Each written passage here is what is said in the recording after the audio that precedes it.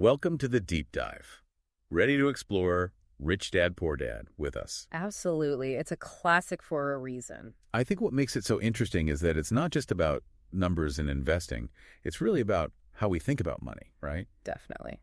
Kiyosaki frames it as a story, which makes it relatable. Growing up with two dads, each with totally different perspectives on money, really shaped his view of the world. And that contrast is so stark, isn't it? Oh, absolutely. His biological dad, the poor dad, struggled financially his whole life despite having a good education and a secure job. While Rich Dad, his friend's father, was a self-made entrepreneur who built a business empire. Exactly. So Kiyosaki's kind of seeing these two different paths playing out in real time. It really highlights that money management isn't always intuitive. Like that story about Kiyosaki as a kid trying to make nickels in plaster molds. Right. Such a kid move. But it leads to this great lesson. His poor dad tells him to focus on school, get good grades, get a good job. And Rich Dad flips it and says, no, you need to understand how money works. Make money work for you, not the other way around. Which is a theme that runs through the whole book. One of my favorite parts is where Kiyosaki and his friend work for free at Rich Dad's convenience store. Oh, that's a good one. Most kids would be like, no way. But it's a masterclass in the psychology of money. They learn about the power of delayed gratification. And how to build assets that generate income. It's all about getting off that hamster wheel, the rat race, as Kiyosaki calls it. Oh, yeah, the rat race. That cycle of working, paying bills, and never getting ahead.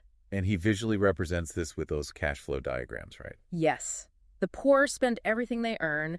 The middle class gets stuck with liabilities like mortgages and car payments. And the rich focus on building assets. Things that put money in your pocket. Mm-hmm. Businesses, real estate, investments. And Kiyosaki really challenges the conventional wisdom on some things, like a house, for example. He argues it's usually a liability, not an asset, unless it generates income. It's all about changing your mindset, right? Absolutely. It's not just about making money. It's about managing it and making it work for you. And that's where financial education comes in, which is another big focus in the book.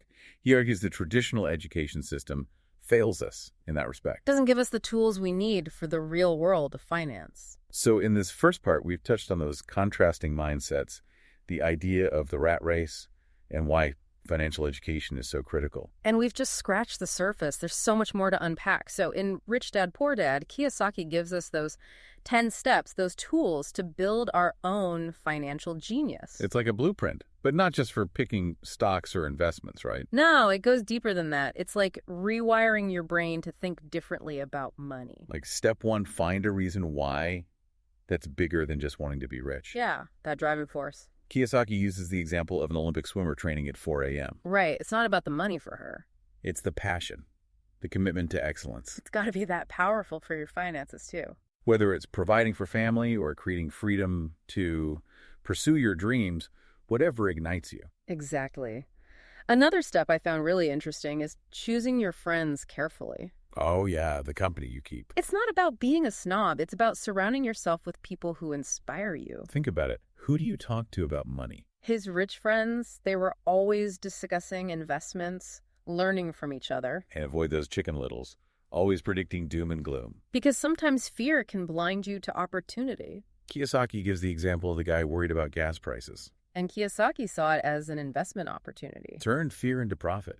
It's about taking action, even if it's small steps. Don't overthink things. Just start somewhere. Kiyosaki even bought an apartment building for over $1 million without having the cash on hand. Wow. Now that's bold. But he saw the potential and made it work. It shows you don't have to have all the answers to get started. Absolutely. Learning as you go, taking calculated risks. And mastering your emotions. Fear, greed, laziness. Kiyosaki argues they can sabotage your success. He tells this story about a guy so afraid of losing money that he never invested. So he played it safe and ended up with nothing. It's like that saying the biggest risk is not taking any risk. Exactly. But those risks should be calculated, informed. And it all leads to that goal of building your asset column. Creating income streams through real estate, stocks, businesses. But it's not one size fits all. Right. Find what works for you, your interests, your risk tolerance. Kiyosaki built his base with real estate first. But it's the principles behind it, applying them to your own situation. And never stop learning that financial education is key. He created the cash flow game to make it fun and interactive. Simulating real-life scenarios. Making mistakes without losing real money. A genius idea. It's about making learning enjoyable. Now, Kiyosaki also challenges the whole idea of following that traditional path. School, job, work for money. What are your thoughts on that? He tells that sad story about his friend, the lawyer. Hated his job, died young. A cautionary tale about chasing security over passion. So, how do we find our own path? Kiyosaki believes it starts with knowing yourself. What lights you up? It's about asking yourself, what are my strengths? What truly excites me? Not just what looks good on a resume or what everyone expects you to do. Exactly. And, even Kiyosaki's own parents, they didn't get his entrepreneurial drive at first. It can be tough going against the grain, can it? He had to tune out their worries, their doubts, to pursue his own vision. It shows the power of believing in yourself, even when others don't. And that's where finding your quadrant comes in, right? Oh, yeah, that's a great framework. E, S, B, or I.